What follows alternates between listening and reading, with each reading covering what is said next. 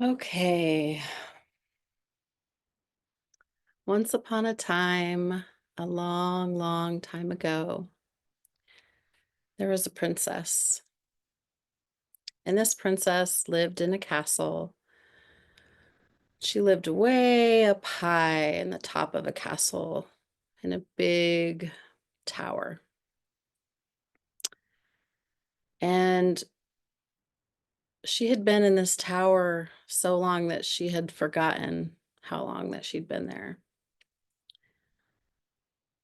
But she'd gotten a little bit comfortable there, even though she was isolated in the tower.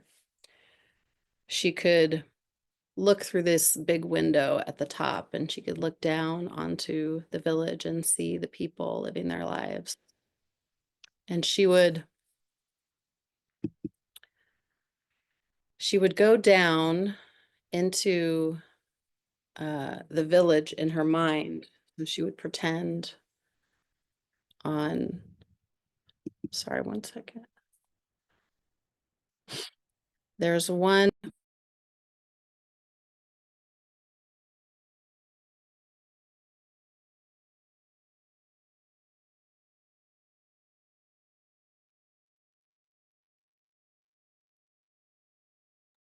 We cannot hear you. You're muted.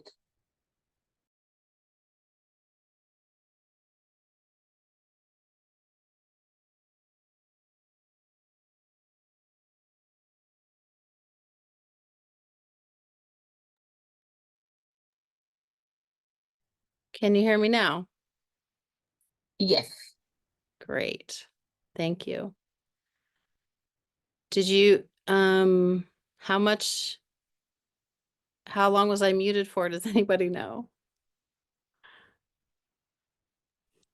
We just heard the part about she was there so long she forgot how long she was there.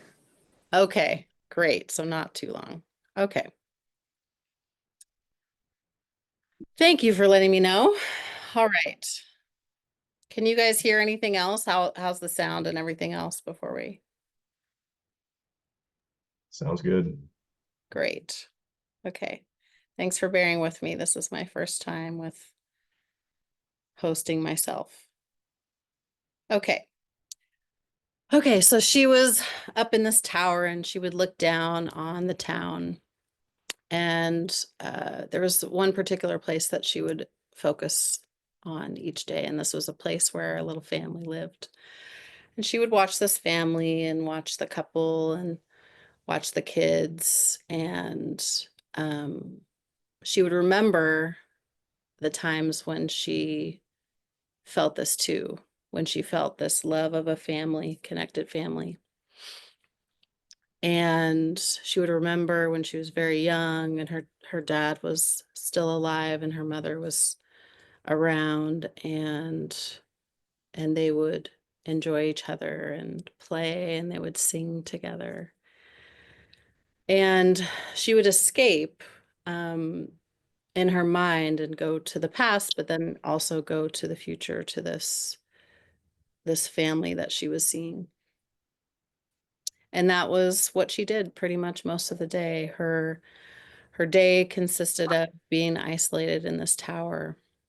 And how she got here was that she had an evil stepmother, a queen who, when her father died, she put her up in the tower and said it was to protect her, that her father was killed and she was afraid that she was going to be killed too. So she put her up in the tower to protect her. This was the story of the queen.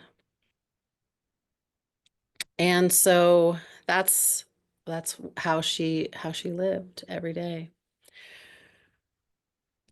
So in time, she started to feel more and more depressed and sad, and she would go to sleep and just sleep more and more every day and be awake less and less every day. And she started out maybe watching this family, all day, until all of a sudden she was only watching them maybe an hour a day. And then the rest of the time she just didn't want to be awake. So she would sleep or she would lie in her bed. And eventually, as she was starting to sleep, she started to dream. And as she was dreaming, there was a character in her dream that kept coming over and over again.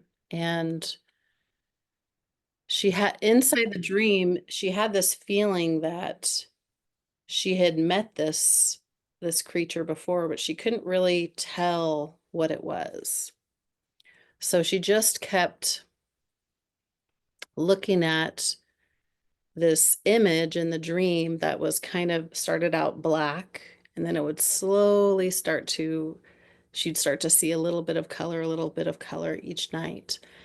And pretty soon her waking life became uninteresting, and her sleep life became more interesting, which is why she spent more time sleeping and dreaming.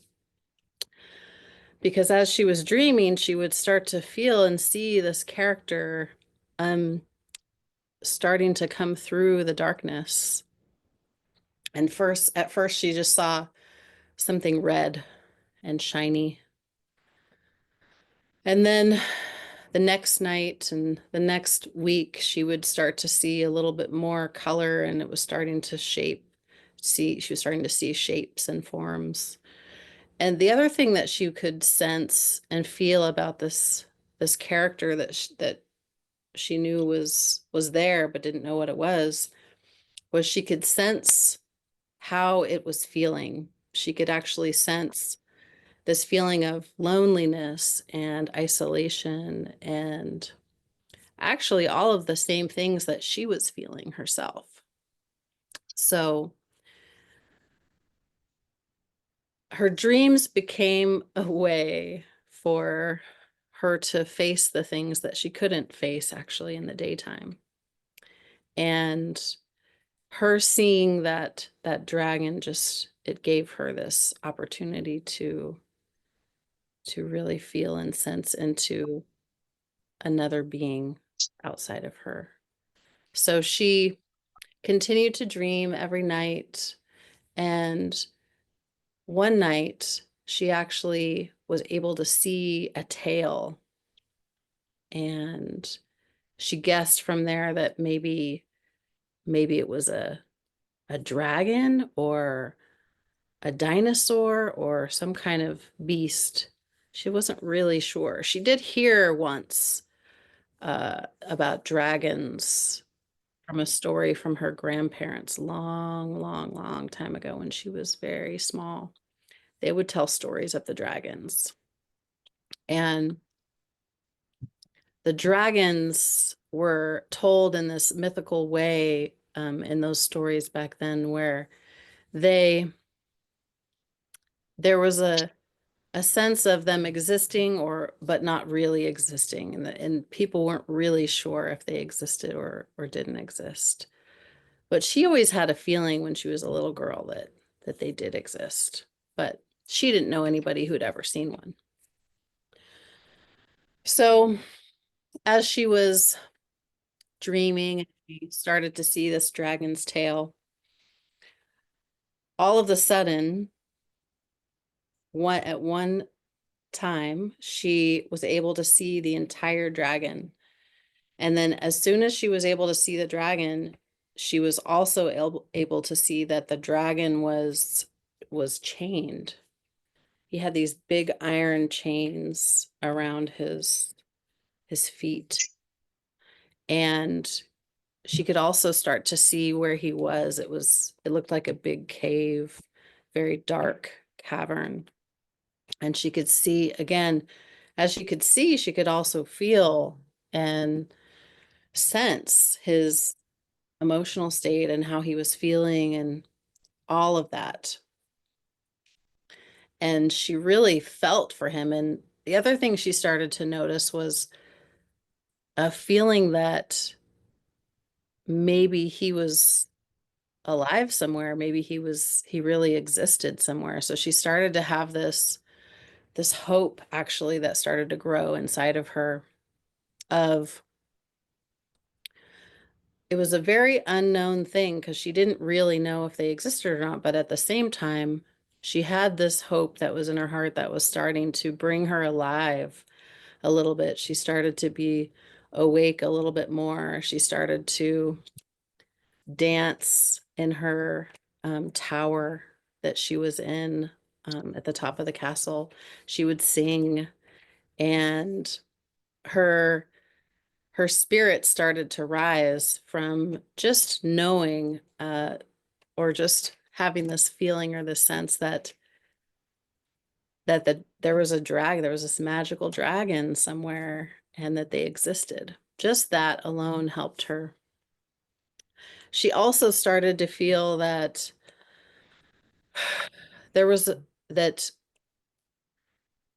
in the dreams that she could start to communicate with this dragon. So when she would start to go into her dream state, she would play with that, and she would start to visit and talk with the dragon in her sleep.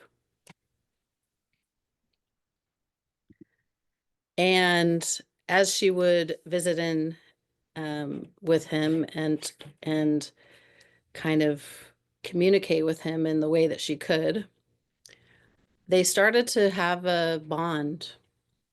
And this bond was one of shared pain. They really started to know each other's pain and to resonate on a deep level. And for a moment, it was as if they weren't alone. The dragon wasn't alone, and she wasn't alone. And they could be together in some kind of connection, even though they were actually alone. And then that kept happening for a while, and she kept dreaming and visiting and dreaming and visiting. And then eventually, she just decided uh, that she needed to find him. She really started to believe he existed, and that she needed to find a way to to find this dragon. And she was willing to do whatever she could to find him. So she started to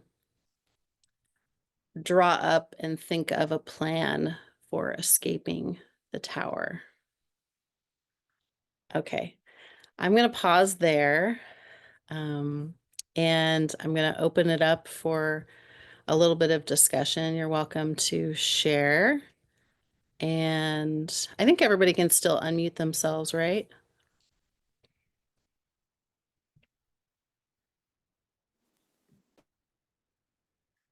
You let me know. Yeah. Great. Yeah, anyone resonate with that first half, or get caught anywhere or stuck anywhere, or a particular place feel yeah, rich in any way?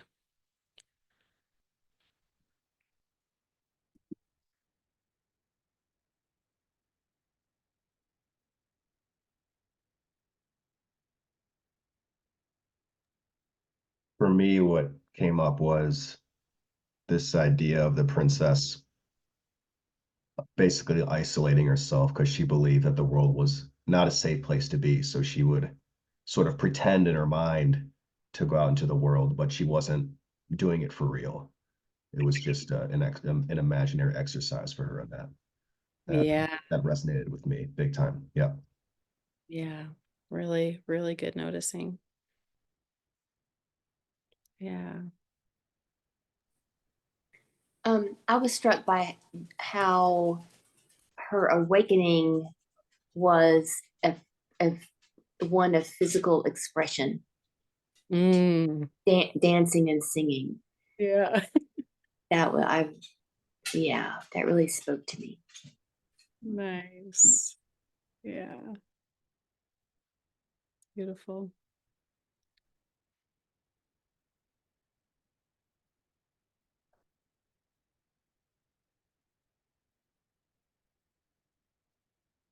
Hmm.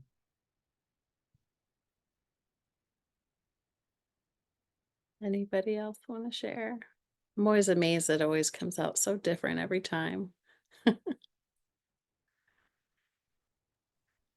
It's also super tempting to psychologize, you know, that the dragon is somehow her externalization of herself, you know, the parts of herself that she can't directly access. And Right. I know we're not supposed to do that, but I'm tracking myself doing that. Yeah. Yeah. Yeah, I mean, I could track myself doing it in the story too, because I've told it a few times, you know. Thanks for pointing that out.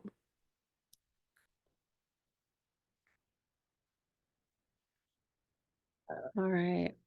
I have time for maybe one more.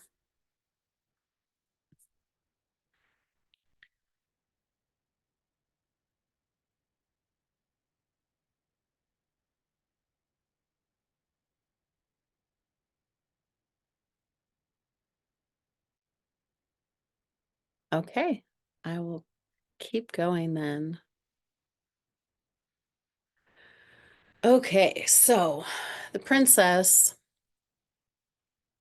was starting to feel hope, and this hope was growing in her heart, and she was starting to notice this aliveness that was waking up in her. She started to notice this fire in her belly that was lighting up, and for the first time in all the years that she had been stuck in this tower, she was ready to get out, and it was all because of this dragon friend that she had met in her dreams, that she believed was real and hoped was real.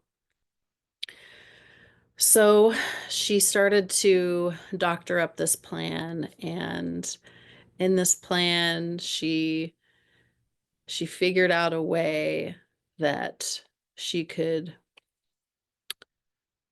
she started to tie together sheets and curtains and all these different things into um, a big long rope, and she made it very strong, and she would hide it each day in the closet. And she started working out too. She started getting really strong, doing push-ups and whatever she could do, lifting up the bed, different things so that she could be really strong to knock out these guards when they came.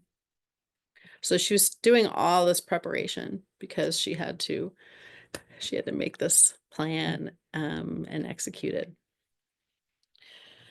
So she was coming up on the day that she said that she was going to execute this plan and break out. And so the guards came, and that day, the guards that were there were particularly strong, but she was already ready to go, and she had the the rope, you know, all the way. She had it all tied together, and she had already had it out the window. So she knew as soon as the guards opened the door, they were going to see what was happening, and that they were going to run over to the window where the rope was.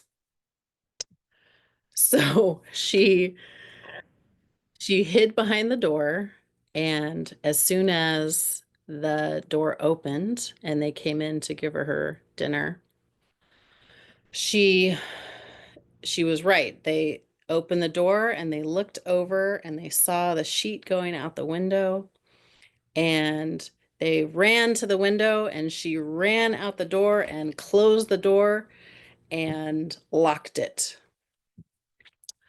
And as soon as she got out the door, the men ran over to the door and started beating on the door, and she took off running down the stairs. And she ran and ran and ran. She got all the way down to the bottom of the stairs. And somehow she didn't even think about it, but somehow she actually she knew where to go. Her guidance was very clear, and she just knew where to go. So she started running. And she ran and she ran and she ran and she ran through a forest, and she ran over bridges, and she ran through creeks, and she saw birds and squirrels and deer and all these creatures for the first time in a very long time. But she couldn't get distracted. She had to keep going. So she kept going and going and going and going. And again, it was miraculous that she actually knew where to go. It was as if she had been to this place before. Um, and she had been there in her dreams when she was visiting her friend in her dreams. She was there. So she knew how to get there, and so she just kept going, and eventually she came onto a big cave, and she heard some rustling inside, and she knew that this cave was the place. This was the place that she had been going to in her dreams. And she couldn't believe it. She just hit the ground and was on her hands and knees, and she just started crying. She was so grateful that she had found this place and she had found her friend. And she slowly went inside. And just like the beginning of those first dreams, first she saw just like an outline of the dragon's tail. And then she saw his body. And then she saw his face and his head. And he turned and looked at her, and she looked at him, and it was as if they were seeing each other for the first time. They couldn't believe that each other existed. They had only ever seen each other in dreams, and neither one of them were even sure until that moment that those dreams were real. So it took them a moment to get themselves together, and they came really close to each other, and the princess just curled up into the arms of the dragon, and she just sat there for a good long time and just let herself be held. And she put her arms around the dragon, and he let himself be held, and they just sat there for a very good while, just feeling grateful, feeling happy, and not feeling alone anymore. So after a good while sitting there and soaking up that love and affection and attention and just satisfaction of knowing each other is real, they started to realize that they probably needed to get going, because eventually the guards would come, and eventually the guards would know that the princess, disappeared and escaped, and they needed to escape. They still needed to get away. And she looked down, and he had remember these huge iron uh you know locks and chains on his arms, and she thought, I don't know how I don't know how I'm going to get those off. And she looked around, where the chains were, and it was all red, like he had been struggling. So it was also really painful wounds that he was working with, and that she knew she had to be really delicate about getting these chains off. So she looked around, and she was trying to figure out what she's going to do, and thank goodness she had been working out and getting strong, because she needed a really big rock for this. So she went and found the biggest rock she could find. And she picked up this rock and she brought it over and she started banging on these locks that had these chains on his legs. And she was banging and banging and banging. And it just wasn't budging. So she had an idea and um, she thought, I need you to get these hot. I need you to, you know, do the flames to get these hot so that I can break them. And so she spoke to him and she talked to him about what she needed, and she knew and trusted in herself that he could understand because of their time in their dream world together where they were communicating. And he hadn't breathed fire in a really long time. He actually gave it up. Have the he just didn't have it in him anymore to breathe fire. He was he was cold, and he was, you know, just not himself anymore. But he also knew that he had to push forward and he had to meet her like she met him. So he did it. He started to cough some smoke. Some smoke started to come up. Then a little tiny flame came, and then eventually a full-on flame came, and it on these locks.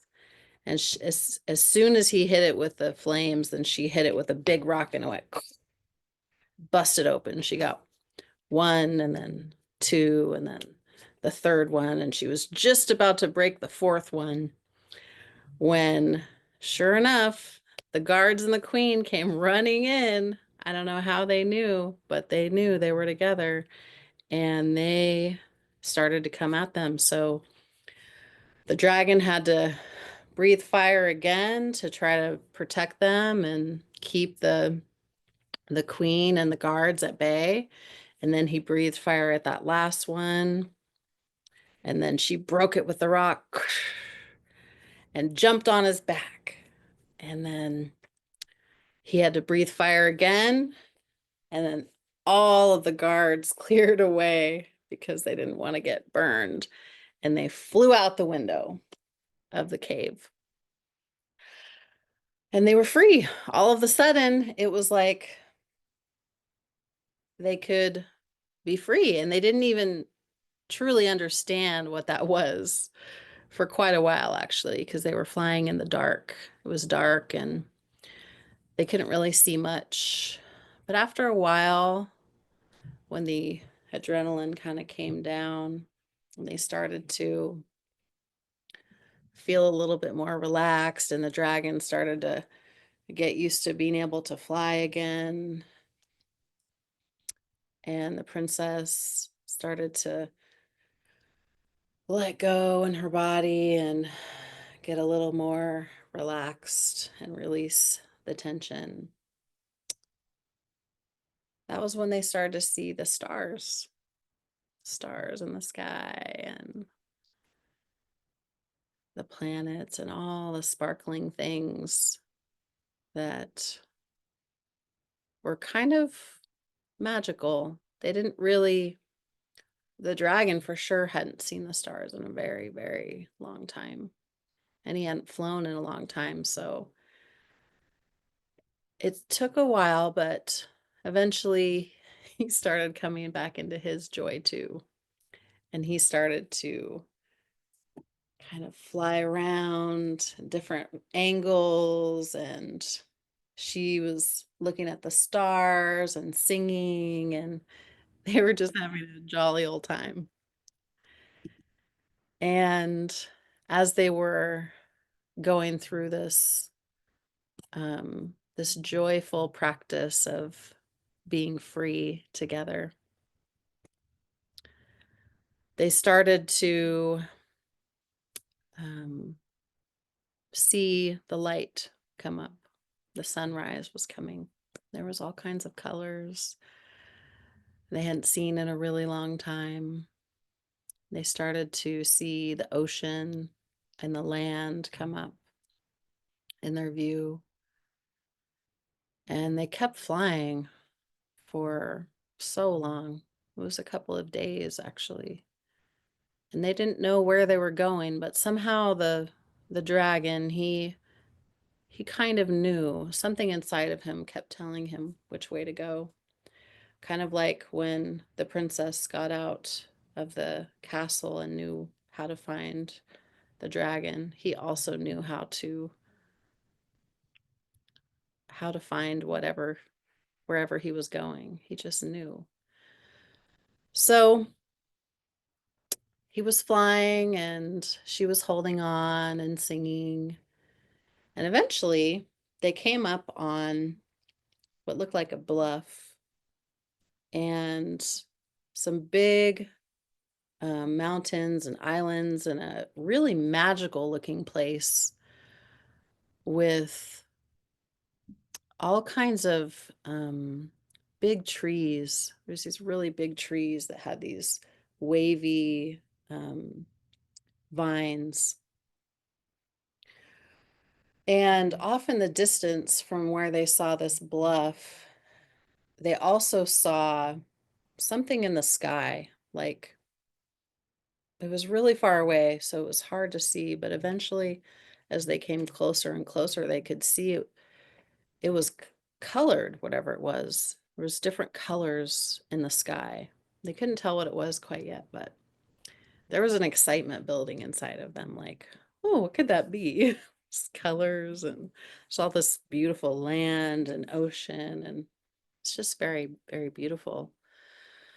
And then all of a sudden, almost out of nowhere, this small little dragon came flying out, and it flew around and it flew around the big dragon, and they were just both in shock and awe. The princess and the dragon, they were just in shock. They couldn't believe it. You see, when they were when they were when the dragon was in the cave, the reason that the queen had put the dragon in there was similar to the reason why the princess went into the cave, which was the queen said that he was the last dragon and that in order to protect him, she needed to put him in this cave and lock him away because otherwise people would have come to kill him. So it was in that moment that he realized that he wasn't the only dragon that he'd been lied to. And he was so joyous. He found his place of belonging. He started to play with the baby dragon and they started to fly together. And pretty soon it was almost as if he forgot that the princess was on top of his back. He was having so much fun with the beings like him that he belonged with. And so she knew and he knew, the princess and the dragon, they both started to have this knowing of that their time together was coming to an end. And she saw and she looked down on this bluff where these big trees with these wavy leaves and rope like branches were, and she knew that that was where she needed to go. She needed to go down to this place. And so she told him and patted him on the back and said, this is where we need to stop. And he flew down onto the bluff and they stood there on the bluff together for a few minutes. Really sad, really melancholy, and very worried, actually, a little bit about what life was going to be like without each other. But they knew that they couldn't go on. He had to be with his with his clan of dragons, and she needs to find her place of belonging too. So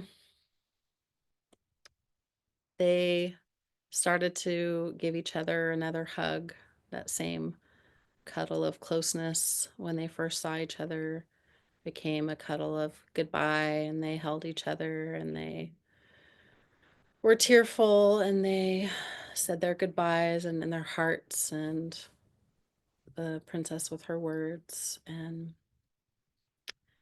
she was so happy to see that he found his place of belonging, but she was also sad. And he was so happy that she was going to start a new life, but he was also sad. And as it goes, he just took off into the sunrise, and as he was flying away, she could see that there was many, many more dragons, many baby dragons and adult dragons and dragons of all shapes and sizes and colors. And that made her heart settle because she knew that he was going to be okay. And he looked back at her, and she was walking down into the village, and he saw the people in the village, and he saw the trees, um, and they were all welcoming her as she was walking down into the village. And he turned and he thought that she will be okay. And so it was. She walked down into the village, and he flew off to his place of belonging with his other dragon friends. And that is the end.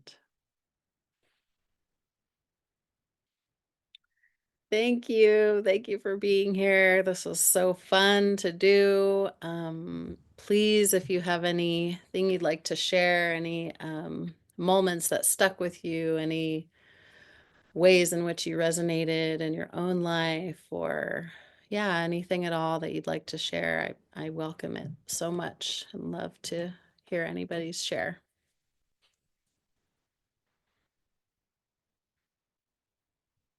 You just have to unmute yourself to share.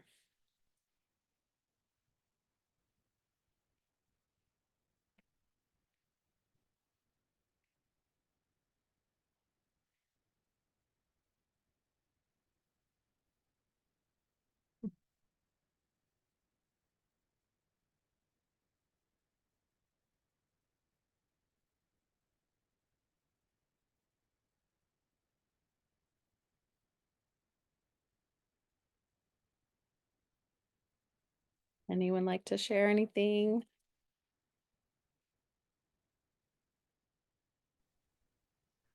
Sorry, I came a bit late. No worries. It Thanks was for just coming. I was just like I'm supposed to be at work, so I was like in between work meetings, and I just landed here. And I had a call and open my email, check my messages, like not now. Oh, check your private messages. So and then I literally just clicked on the message, and I'm going, oh, it's now. Oh, dragon. Oh, and I ended up here. I don't know. But I think the scenery of the dragon is really beautiful, and the connection is really amazing. I think we at the time when there is the dragon gate's been open, Hmm. and I don't know why, but the phrase dragon heart keeps coming to mind. Mm, And beautiful. yeah, so it's a very beautiful imagery. Thank you. Thank you. Yeah, thank you. Yeah. Thank you, Lydia, for being here and sharing. How did you come up with the story, or? Yeah, it came to me. I worked, I've been working for many years with a friend who's an intuitive, and her and I do sessions together.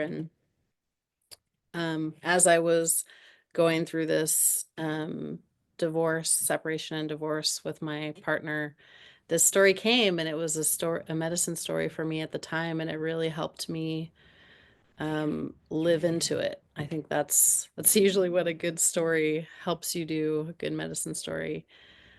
I wasn't yet at a place of acceptance, but this story was already at a place of acceptance, and it helped me get there. So, Beautiful. yeah, thanks for asking.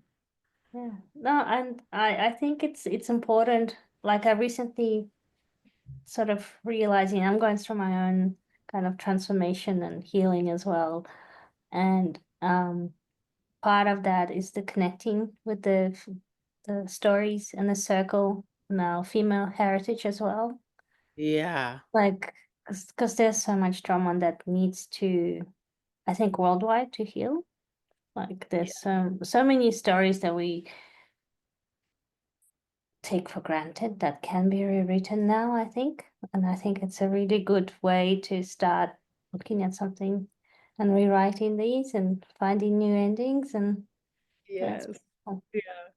Yeah, I was saying at the beginning, the cool thing about these stories, these medicine stories, is that they change. Every time I tell the story, it's a little bit different because I'm a little bit different and I'm, in my process differently. And so it's, yeah, they're always changing and it's such a magical journey. And you can always, I think the other great thing about these stories, there's always a possibility to see yourself in a small piece of it.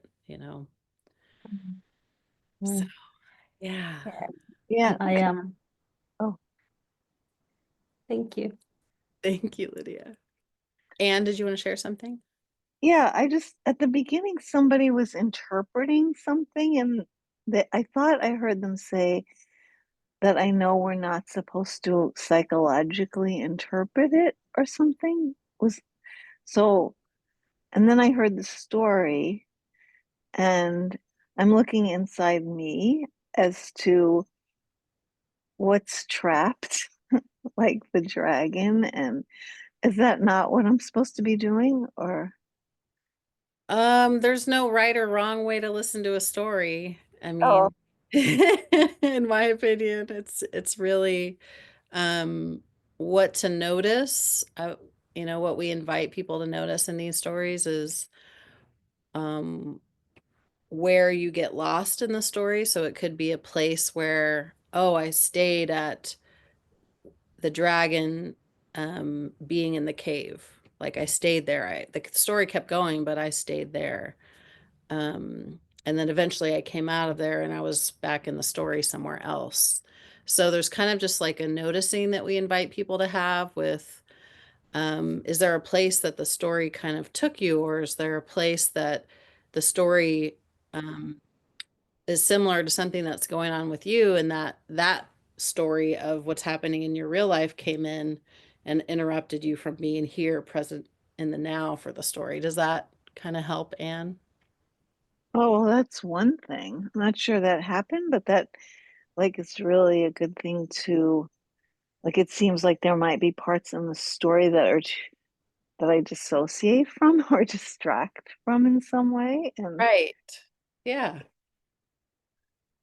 Yeah, yeah, but really anything that you notice is you're welcome to share. I Anything. was scared. I was just scared when you were telling the story a little bit. I don't know. It was like the way that I think you told it so well that it was like engaging. Like, so I was scared. Is something bad gonna happen? Like I kept like thinking that, and I was so glad that how it ended, or that it didn't, and that kind of how it ended. Yeah. Because I have some uh, resistance to receiving joy in my life. So if it feels joyful, and I'm like, really just joyful. So I'm happy. That's wonderful, Anne. Thanks for sharing that. I'm glad you feel joyful. Hmm. Hmm. And the whole story was very heartfelt, like the connection of heartfelt. And you can see the imagery. The imagery was really beautiful. I saw the whole pictures and everything, the night and the colors. It's beautiful. Yeah, Okay. very beautifully told. Thank you. Thanks so much, Lydia. And like Anne, I am also on the journey where I'm learning to discover the joy and letting, like, even receiving joy and kindness, because we're so often used to giving the joy and kindness to others and sacrificing or doing something that we're supposed to do, but quite often we forget to allow ourselves to receive it, to pause it in that quiet space, you know? Yeah. Yeah, it reminds me of the moments where they took those moments, even though there was, you know, there was stuff happening, they took those moments to enjoy each other and take each other's love in, right? Even when they knew they had to get out of there, and even when they knew they had places to go, they took that space, right? To That receive. part nearly made me cry. The one when they were hugging each other was Yeah. beautiful. Mm, Yeah, thank you. good. You're welcome. Thank you.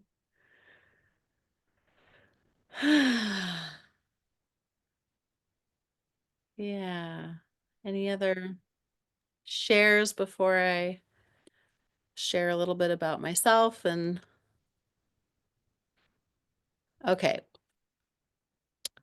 Well, you can always wave your hand if you'd like to share, but I'm going to share just a little bit about me on the ending and some of ROPC's upcoming things.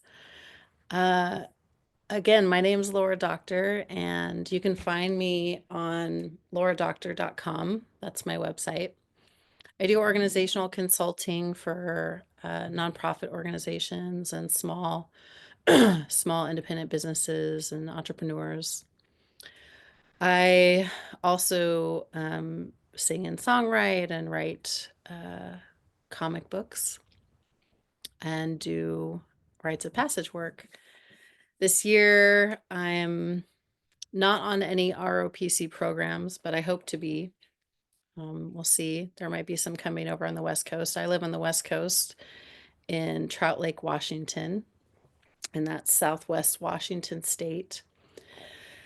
And I've been with ROPC about 5 years, from start to finish. Had my first Vision Quest. I guess it was 2021, early 2021. And yeah, you're welcome to find me and email me at laurarosedoctor@gmail.com. That's LauraRosedoctor. Or you can find me on my website and message me on there. There's my email is also up on there, and that's lauradoctor.com. And ROPC has a women's program called, well, let me just see, Seasons of Womanhood, that's starting up here pretty soon. And you can find that on the ritesofpassagecouncil.org website, and any information on that you might like. Let's see if there's anything else. Okay, I'm all done. So thank you so much for being here. I had so much fun sharing the story with you. I hope to see you again sometime soon. And yeah, come and visit us again for story time with ROPC. Have a wonderful evening, y'all. Take care. Bye-bye.